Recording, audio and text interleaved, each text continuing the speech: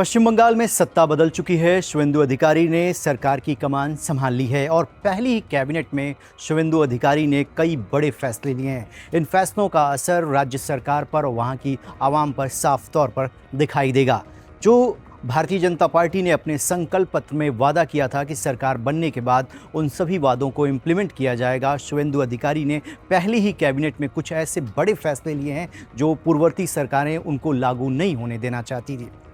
जैसे सभी सरकारी और गैर सरकारी जो स्कूल हैं उनमें वंदे मातरम का जो गायन है उनको अनिवार्य कर दिया गया है।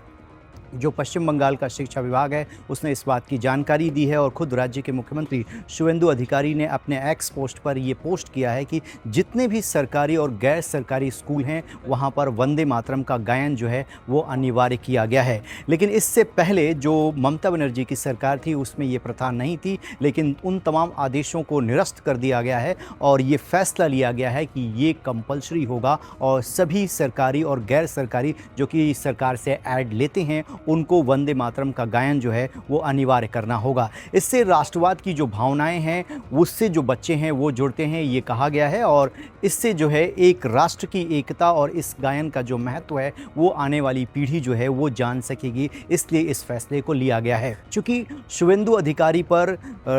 बहुत ज़्यादा मैंडेट मिला है, पश्चिम बंगाल की जनता ने भर भर कर बीजेपी को वोट दिया है, इसलिए उम्मीदें बहुत ज़्यादा हैं और उन उम्मीदों पर खरा उतरने के लिए जो भी संकल्प पत्र में वादे किए गए थे उनको एक एक करके पूरा करने का प्रयास किया जा रहा है।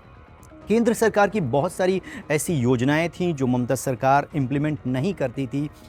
केंद्र और राज्य के बीच में जो आपसी तनातनी चलती थी उसकी वजह से राज्य की जनता जो है वो केंद्र की योजनाओं का लाभ नहीं उठा पाती थी। ऐसे में जो आयुष्मान योजना है उसको इम्प्लीमेंट करने के लिए केंद्र सरकार और राज्य सरकार के बीच में MOU साइन होगा। जो राज्य के जो स्वास्थ्य विभाग के अधिकारी हैं वो केंद्र सरकार के स्वास्थ्य मंत्रालय के संपर्क में हैं और बहुत जल्द इस योजना को भी राज्य सरकार इम्प्लीमेंट करने जा रही है, क्योंकि अब राज्य में भी भारतीय जनता पार्टी की सरकार है और केंद्र में भी बीजेपी की सरकार है। पूरे पश्चिम बंगाल चुनाव में भारतीय जनता पार्टी ने घुसपैठ को एक बड़ा मुद्दा बनाया था और हर बार हमने देखा कि केंद्रीय गृह मंत्री जब भी वहां पर आते उन्होंने कहा कि राज्य से एक एक घुसपैठियों को हम चुन चुन कर बाहर निकालेंगे और इसके लिए जो एक गेम प्लान बनाया गया, जो योजना थी, उसको भी अब इम्प्लीमेंट इसलिए किया जा सकता है क्योंकि राज्य में भारतीय जनता पार्टी की सरकार आ चुकी है। पहले राज्य सरकार से BSF ज़मीन मांगती थी, लेकिन वो ज़मीन राज्य सरकार की तरफ से BSF को नहीं मिलती थी,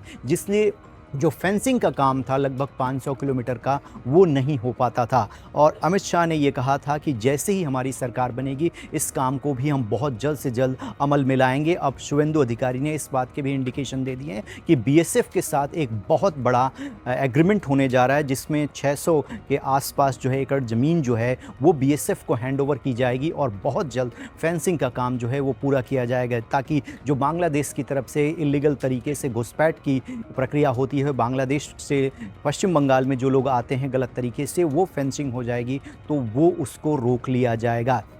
इसके साथ ही बहुत सारे ऐसी योजनाएं थी ममता बनर्जी की सरकार में जो धर्म को देखकर उनको इम्प्लीमेंट किया जाता है, उसको यहाँ पर रोका जाएगा और बहुत जल्द प्रशासनिक फेरबदल जो है वो शुवेंदु अधिकारी के टेन्योर में देखने को मिलेगा। जो ममता राज में जिस तरीके से पुलिस का एक्शन होता था वो लॉ एंड ऑर्डर की प्रक्रिया जो है वहाँ पर सुधारी जाएगी।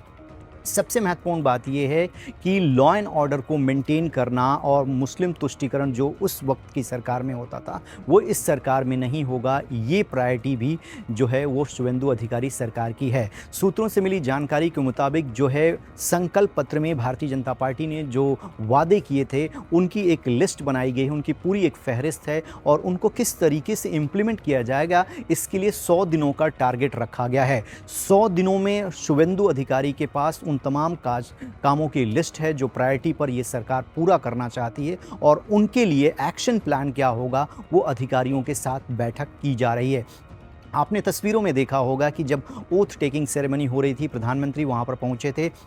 प्रधानमंत्री से बैकडोर जो है मंच के पीछे शुवेंदु अधिकारी की लगभग 30 से 35 मिनट तक मुलाकात हुई और जिस तरीके से हिंसा जो है वो एक पर्याय बन चुकी थी पश्चिम बंगाल की राजनीति में, उस हिंसा से कैसे मुक्त होना है और इस बार जो हो लोगों ने भयमुक्त होकर वोट किया, फ्री एंड फेयर इलेक्शन हुआ, वैसा ही एक माहौल जो है पश्चिम बंगाल में क्रिएट करना है। क्योंकि बीजेपी बहुत लंबे समय के बाद संघर्ष करने के बाद यहाँ पर आई है, तो इतनी आसानी से वो पश्चिम बंगाल को छोड़ना नहीं चाहेगी। इसीलिए संगठन और सरकार दोनों एक साथ मिलकर काम करें। इसीलिए एक ऐसे नेता को वहां पर भेजा गया है जो सरकार और संगठन के बीच में सामंजस्य बिठाने का काम करेगा और जो भी केंद्र सरकार की तरफ से निर्देश होंगे राज्य सरकार को, उसको इम्प्लीमेंट किया जाएगा। प्रधानमंत्री ने इस बात के आश्वासन दिए हैं कि पश्चिम बंगाल के विकास के लिए केंद्र सरकार जो कुछ भी कर सकती है वो सारा का सारा सहयोग जो है वो पश्चिम बंगाल की सरकार को दिया जाएगा। अब 3-4 बड़ी महत्वपूर्ण बातें मैं अपने दर्शकों को बता देता हूं जो आने वाले दिनों में आपको देखने को मिलेगी। पहला, बीएसएफ के साथ ये एग्रीमेंट जो है बहुत जल्द होने जा रहा है, क्योंकि फेंसिंग और घुसपैठियों को बाहर करना पश्चिम बंगाल की जो बीजेपी की सरकार है और केंद्र सरकार दोनों की प्रायोरिटी लिस्ट में ये रखा गया है। इसके साथ ही राष्ट्रवाद की भावना,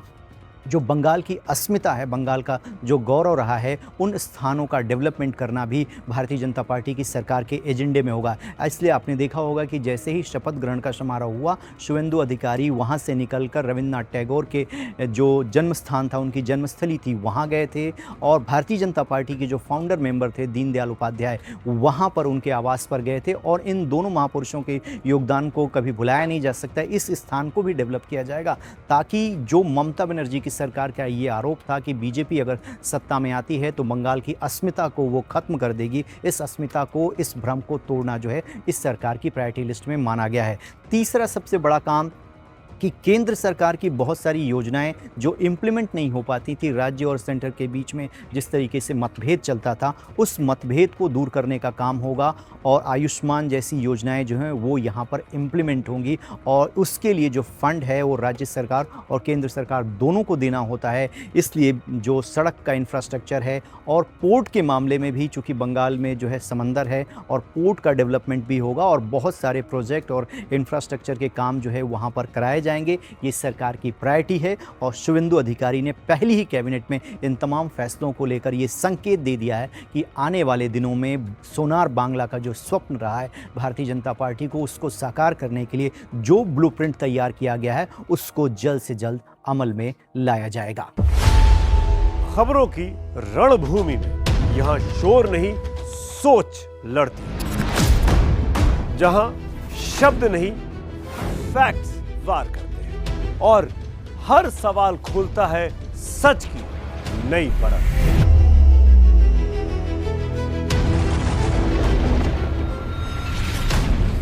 चक्रव्यूह